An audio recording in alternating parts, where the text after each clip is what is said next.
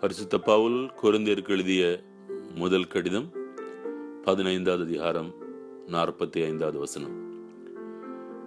மறைநூலில் எழுதியுள்ளபடி முதல் மனிதராகிய ஆதாம் உயிர் பெற்று மனித இயல்புள்ளவரானார்.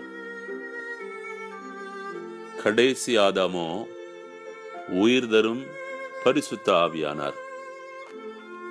நிறைவான உறுதியான ஆணையிடல். பரிசுத்த தேவன் தன் முதல் மகனுக்கு, அதாவது ஆதாமுக்கு மிக தெளிவாய் கட்டளை எடுத்துச் சொன்ன பிறகும் அவன் அதை மறந்த பொழுது நிலை வாழ்வை இழந்து போனான். ஆதியாகமம் 2:16-17.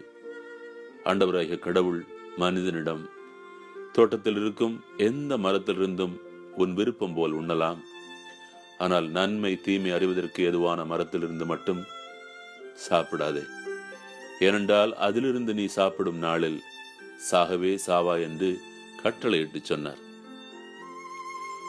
ஆனாலும் தன் பிள்ளைகள் மேல் தேவன் கொண்டிருந்த அளவற்ற அன்பினால் தன் ஒரே பேரான மகனையே அர்ப்பணிக்க முன்வந்தார்.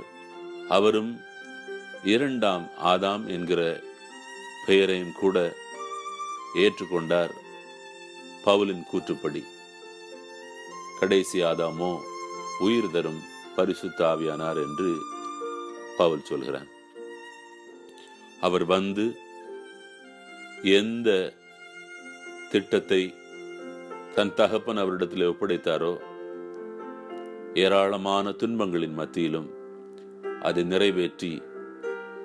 நிறைவேறிற்று என்று வெற்றி முழக்கமிட்டார். யோவான் 19:30 வாசித்து பாருங்கள். அந்த திராட்சை ரசத்தை குடித்ததும் இயேசு எல்லாம் நிறைவேறிற்று என்று சொல்லி தலை சாய்த்து ஆவியை ஒப்படைத்தார்.